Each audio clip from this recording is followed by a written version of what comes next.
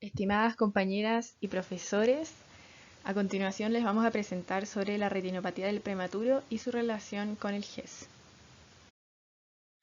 Bueno, a modo de introducción, para definir el ROP, esta es una enfermedad proliferativa de los vasos sanguíneos de la retina, tiene origen multifactorial y producida por la existencia de una retina inmadura y solo parcialmente vascularizada. Lo que ocurre es que hay una vasculogénesis anormal. ¿Por qué? Porque en el útero existe hipoxia más presencia de VEGF, que es el factor de crecimiento endotelial vascular.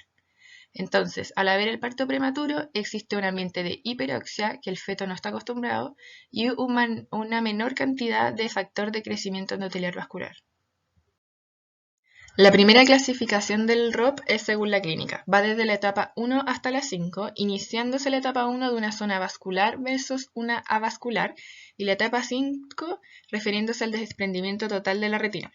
Por otro lado, tenemos la clasificación según las zonas comprometidas, desde la zona 1 hasta la 3, iniciando desde el nervio óptico hasta 2 veces la distancia papila macular, hasta la zona externa que se extiende desde el borde externo de la zona 2 en forma de semicírculo hacia la hora serrata. Estos son tecnicismos y información más del oftalmólogo. Sin embargo, es importante saberlo y tener una noción de ello para poder identificar el seguimiento y tratamiento de la retinopatía.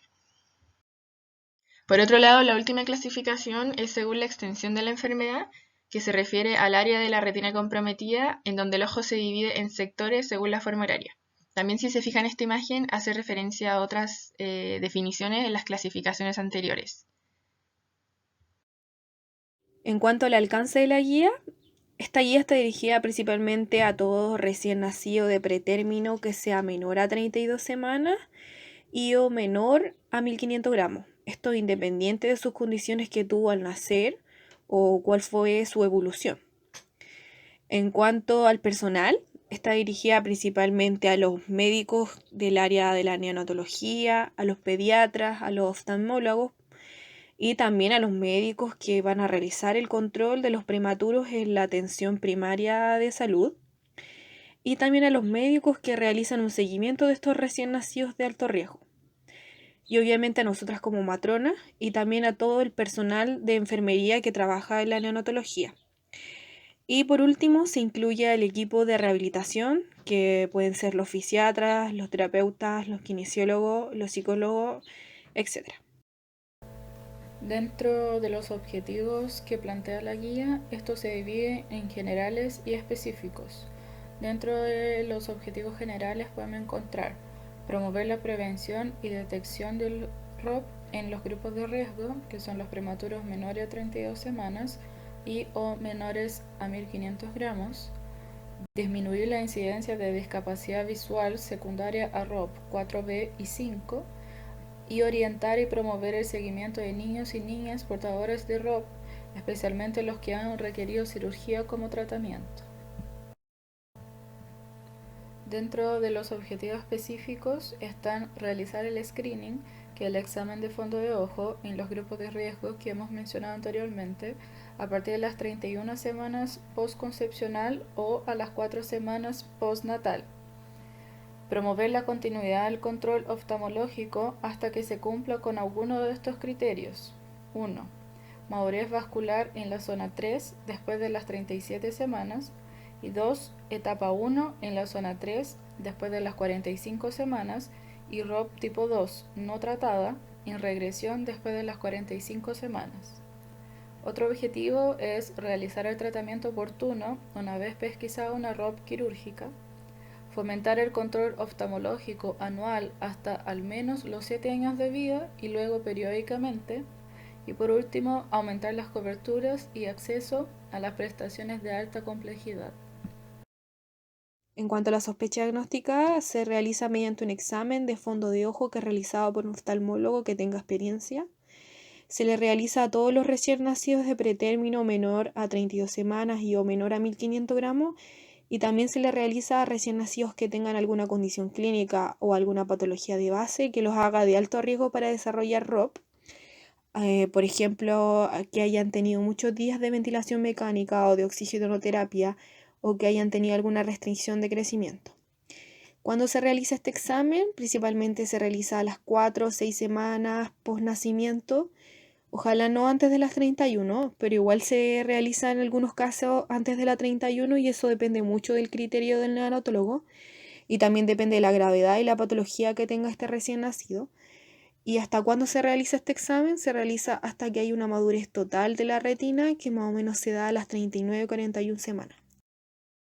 Para finalizar la realización de este examen, hay unos criterios que me dicen que ya hay una madurez total de la retina, se los voy a dejar ahí para que los lean.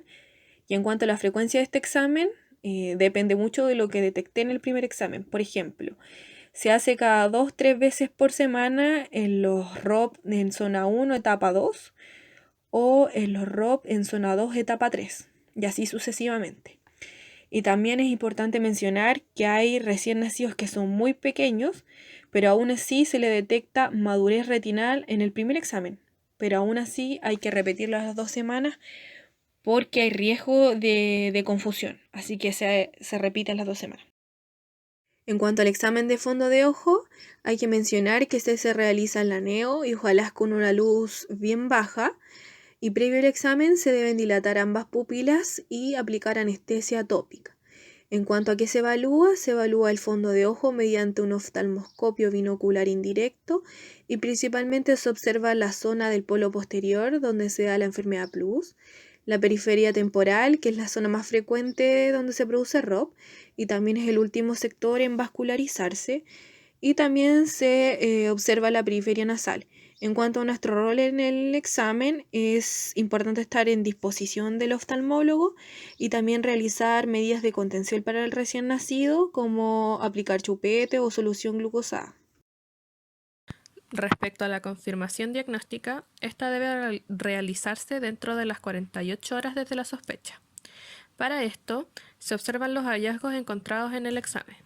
Entonces, si en el polo posterior de la retina se encuentran vasos venosos dilatados y arteriales tortuosos en al menos 2 cuadrantes, esto se denomina enfermedad plus. La enfermedad plus es la que nos establece la necesidad de tratamiento. Y si ésta se encuentra en 5 horas continuas u 8 horas acumuladas en etapa 3, en zonas 1-2, se denomina enfermedad umbral, que es un punto de evolución en el ROP en la que hay un 50% de probabilidad de ceguera para el recién nacido. Una vez diagnosticados las ROP, estas se dividen en ROP tipo 1 y en ROP tipo 2. Las tipo 1 deben ser tratadas dentro de las 72 horas de diagnóstico y las tipo 2 se recomienda observación continua y frecuente. Es importante recordar que al momento del diagnóstico pueden coexistir distintas etapas clínicas de esta enfermedad. Y para este caso hay que abordar la situación considerando aquella de mayor gravedad. Tratamiento. Una vez hecho el diagnóstico de ROP, el recién nacido debe ser trasladado a un centro de referencia nacional donde oftalmólogos expertos realizarán confirmación diagnóstica y eventual tratamiento. La finalidad del tratamiento es producir la ablación de la retina avascular mediante crioterapia o láser para impedir la proliferación de los neovasos anormales antes que produzcan el desprendimiento de retina. Se hará tratamiento con láser como primera elección al 100% de los niños que lo requieran, evidencia graduada. La fotocoagulación con láser se realiza con equipo de láser diodo 810. El haz de láser alcanza la retina avascular a través de la pupila dilatada, por lo que la posibilidad de daño de la esclera y tejido circundante es mínima. Toda ROP tipo 1 debe ser tratada antes de las 72 horas de hecho el diagnóstico, ya que una vez que alcanza la enfermedad umbral, la regresión espontánea es baja y sobre el 95% de los casos evoluciona naturalmente hacia un desprendimiento de retina. Post-tratamiento, el recién nacido debe recibir gotitas oftálmicas de antibióticos y corticoides como antiinflamatorio y debe controlarse dentro de las 48 horas a 7 días después del procedimiento. Algunos de los pacientes tratados con láser, aunque este haya sido aplicado correctamente, pueden mantener una progresión de la enfermedad o incluso un empeoramiento progresivo. Si no se ha producido un desprendimiento de retina, se puede volver a repetir el tratamiento. La necesidad de retratamiento debe ser evaluada entre los 7 y 15 días siguientes. Algunas de las complicaciones que puede existir con el tratamiento láser son formación de cataratas, hemorragias del seguimiento anterior y vitrio, adhesión del iris al cristalino y disminución de la presión intraocular. En pacientes que recibieron el tratamiento láser pero no se obtuvo el resultado deseado, es decir, no hubo regresión de la enfermedad o este evolucionó a un desprendimiento de retina etapa 4A, 4B o 5, y en aquellos casos que sin intervenciones previas avanzan hacia un desprendimiento de retina, será necesario realizar otro tipo de procedimiento que es la cirugía vitroretinal. El principal objetivo del seguimiento es pesquisar complicaciones.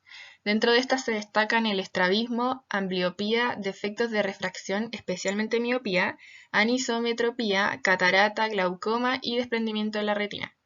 Y las recomendaciones de seguimiento son para el recién nacido de 1500 gramos y o menos de 32 semanas, recién nacido sin ROP o con ROP tipo 2. El control sería anual hasta los 4 años. Con ROP tipo 2 cada 3 meses hasta el año y luego cada 6 meses hasta los 4 años y anualmente hasta los 18 años. Los controles post-cirugía se dividen de 3 maneras.